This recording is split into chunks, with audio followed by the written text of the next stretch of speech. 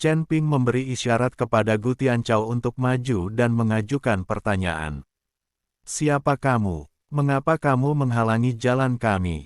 Gu Tianchao berpura-pura tidak mengetahui identitas Mu Qiufeng dan yang lainnya, dan bertanya dengan keras.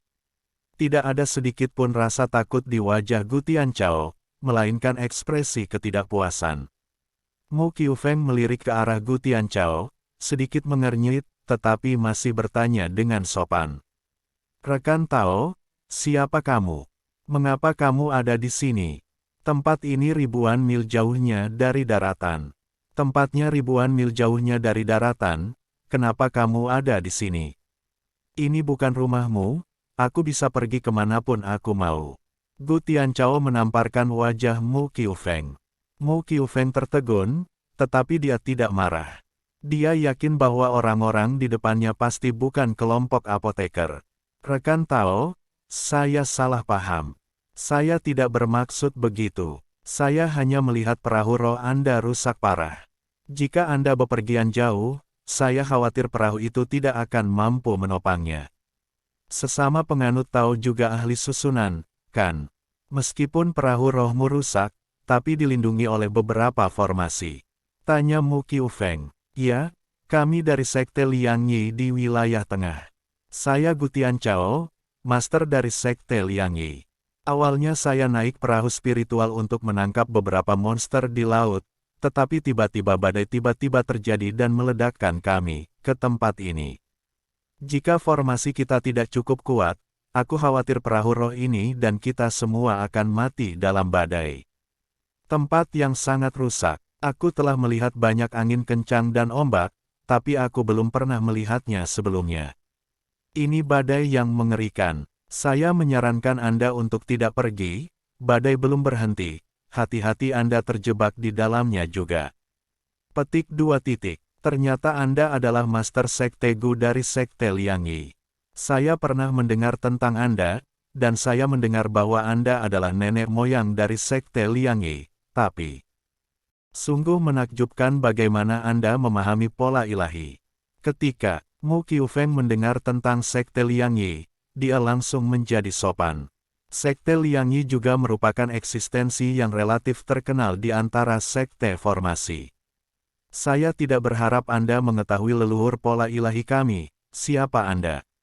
Gu Tianchao bertanya pura-pura tidak tahu. Petik 2. Oh, kami dari Sekte Fa Zhantian. Mu Qiufeng menangkupkan tangannya dan berkata, Sekte Penghancur Surga. Gu Tianchao berpura-pura berpikir sejenak, lalu berkata, saya mendengar bahwa Sekte Heaven Sanqing telah lama dihancurkan.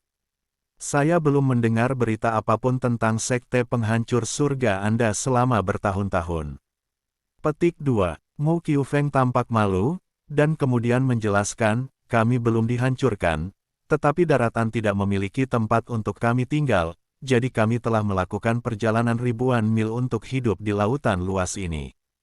Petik 2. Ngomong-ngomong, kita sudah tinggal di sini selama ribuan tahun, dan sekarang aku sudah lama lupa seperti apa daratannya. Gu Tianchao mengangguk menyadari, dan kemudian berkata, begitu, karena kamu sudah lama tinggal di sini, kamu pasti tahu di mana ada tempat tinggal di dekatnya, kan? Petik 2. Perahu roh kita perlu mencari tempat tinggal dan memperbaikinya. Petik 2. Tentu saja, ada sebuah pulau kecil di depan kita. Kita selalu tinggal di sana. Kamu bisa pergi ke sana untuk tinggal, tapi aku punya hal lain untuk melakukan. Aku tidak bisa membawamu ke sana.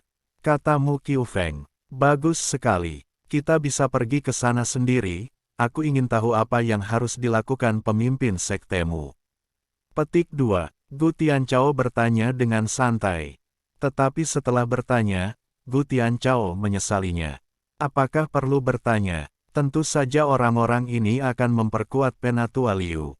Salah satu perahu spiritual kami mengalami beberapa kesulitan, jadi kami pergi untuk melihatnya. Saya ingin tahu apakah Master Sekte Gu melihat perahu kita di sepanjang jalan. Petik 2. Tanya Mu Qiufeng. Saya tidak melihatnya. Mungkinkah saya terjebak dalam badai? Gu Tianchao sedikit panik di dalam hatinya. Dia sekarang membenci dirinya sendiri karena meminta begitu banyak. Mungkin, aku akan pergi melihatnya. Kamu bisa pergi ke pulau untuk beristirahat dulu. Mu Qiufeng melambaikan tangannya, membiarkan Gu Tianchao dan yang lainnya pergi. Gu Tianchao menghela nafas lega, dan segera memerintahkan seseorang untuk memasang perahu roh untuk melewati perahu roh Mu Qiufeng. Banyak apoteker di kabin yang diam-diam menghela nafas lega saat melihat ini. Bahkan Chen Ping santai. Dia berada di dalam kabin, mempertahankan formasi pelindung untuk melindungi aura apoteker ini agar tidak diperhatikan. Tetapi pada saat relaksasi ini, pada saat kedua perahu saling bersilangan, Mu Qiufeng mengerutkan kening. Master Sekte, masih ada orang di perahu roh ini. Seorang lelaki tua yang sedikit bungkuk berkata kepada Mu Qiufeng. Tuan Gu, mohon tunggu sebentar. Mu Qiufeng memanggil Gu Tianchao. Kali ini, jantung Gu Tianchao berdebar kencang lagi. Master Sektemu, apakah ada hal lain? Gu Tianchao bertanya. Tuan Gu, apakah ada orang lain di kabin Anda? Mu Qiufeng bertanya langsung. Tidak. Dengan perahu roh dalam kondisi hancur seperti ini, bagaimana mungkin masih ada orang yang tersisa? Gu Tianchao menggelengkan kepalanya. Kamu masih ingin berbohong. Jelas ada orang di kabinmu, tapi kamu bilang tidak ada. Orang tua bungkuk itu mendengus dingin, lalu melompat dan menuju perahu roh Gu Tianchao. Saat dia berbicara, dia bergegas ke kabin, yang membuat Gu Tianchao ketakutan. Jika orang ini diizinkan memasuki kabin, semua apoteker di dalamnya akan ketahuan. Tepat ketika Gu Tianchao bingung, suara dingin tiba-tiba datang dari kabin. Bagaimana kamu bisa memasuki tempat peristirahatanku? Saat suara dingin terdengar, energi spiritual melonjak dengan cepat di dalam kabin. Ledakan, sebuah anak panah yang dipadatkan dengan api tertinggi meluncur keluar seperti naga api. Langsung menuju. Orang tua bungkuk itu pergi. Orang tua bungkuk itu kaget. Tubuhnya langsung terkena api, dan dia terbang mundur. Chen Ping, sebaliknya, perlahan keluar dari kabin dengan tangan di belakang punggung. Mata Chen Ping dipenuhi dengan rasa jijik dan dingin. Melihat lelaki tua bungkuk yang terbang mundur, Chen Ping melambaikan telapak tangannya dengan ringan, dan tornado api langsung terbentuk. Warna langit dan bumi berubah seketika, dan nyala api menutupi langit dan matahari. Tornado api tersebut langsung melibatkan lelaki tua bungkuk itu, dan kemudian menimbulkan malapetaka di laut seperti orang gila. Melihat pemandangan ini, semua orang tercengang, terutama Mu Qiufeng. Orang tua bungkuk ini adalah sesepuh dari Sekte Tianzhan Dharma. Dengan kekuatan alam Mahayana tingkat pertama, bagaimana seseorang bisa menjaganya hanya dengan satu gerakan? Dan melihat usia muda Chen Ping, dia sepertinya hanya berada di alam kesengsaraan tingkat 6. Seorang kultivator tingkat 6 di alam kesengsaraan mengalahkan biksu alam Mahayana tingkat pertama dengan sangat keras sehingga dia tidak dapat melawan. Siapa orang ini? Api pamungkas yang dia gunakan sangat murni. Tampaknya asal-muasal api pamungkas orang ini telah mencapai kesempurnaan. Mu Qiufeng sedikit mengernyit dan menatap Chen Ping. Jika Anda dapat mengaktifkan api pamungkas hanya dengan lambaian tangan, Anda pasti sudah memahami asal-muasal api pamungkas. Jika tidak, Anda tidak begitu ahli. Tetapi bahkan jika dia memahami asal mula api pamungkas, bukankah seharusnya biksu tingkat 6 di alam kesengsaraan dapat meledak dengan kekuatan seperti itu? Tepat ketika Mu Qiufeng bingung, Chen Ping berkata kepada Gu Tianchao dengan wajah dingin, Gu Tianchao, bagaimana caramu melakukan sesuatu? Tidakkah kamu tahu bahwa aku tidak suka diganggu? Buru-buru melangkah maju dan berkata, Guru, saya benar-benar minta maaf, saya ceroboh. Melihat Gu Tianchao sangat menghormati Chen Ping, Mu Qiufeng semakin bingung. Sekte Liangyi bukanlah sekte kecil, dan juga merupakan sekte formasi. Pemimpin sekte sebesar itu sangat menghormati biksu muda yang berada di alam kesengsaraan tingkat 6, dan itulah identitas Chen Ping yang tidak sederhana. Pada saat ini, Chen Ping secara tidak sengaja menunjukkan tanda Xiao Huangchao kepada Gu Tianchao, dan Gu Tianchao langsung mengerti maksudnya. Tapi sebelum Gu Tianchao bisa mengatakan apapun, terdengar ledakan keras.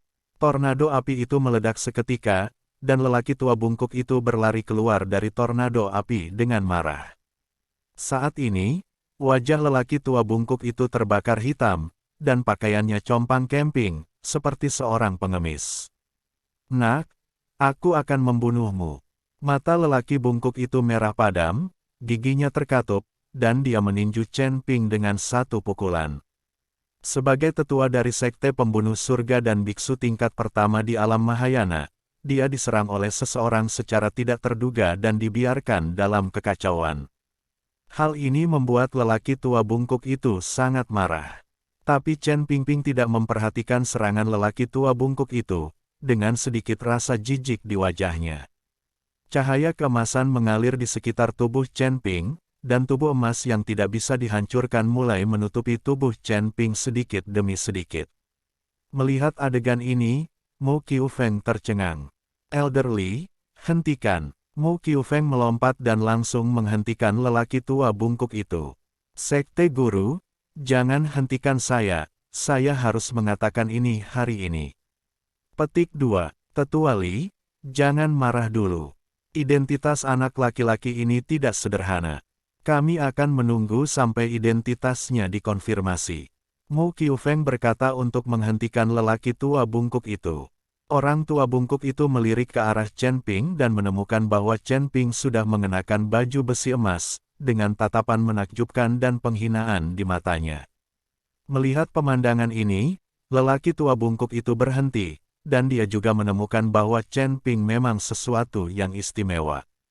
Bagaimana seorang biksu tingkat 6 di alam kesengsaraan bisa begitu berani? Kecuali dia memiliki dukungan keluarga yang kuat di belakangnya. Mereka tidak berani memprovokasi keluarga yang menakutkan seperti itu. Bahkan jika Tianzan Dazong mereka lolos dari sini, mereka mungkin tidak bisa lolos dari kematian. Jika kamu berani memprovokasiku, aku akan mengulitimu dan menguburmu di laut. Chen Ping menghadap si bungkuk.